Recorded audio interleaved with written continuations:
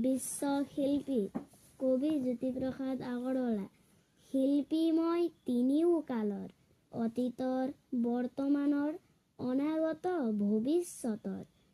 আদিতেই যাত্ৰা কৰি অনাদিলে যাওঁ, ধ্বংসৰ মাজেদি মই ৰূপান্তৰেদি ৰূপ পাই নৱতম সৃষ্টিৰ শলিতা জনাওঁ।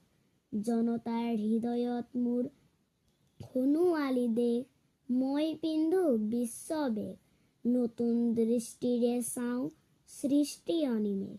নানা ভাষা, নানা আশা, নানা জাতি বৰ্ণ যিনি, মই শুনো ঋণি ঋণি।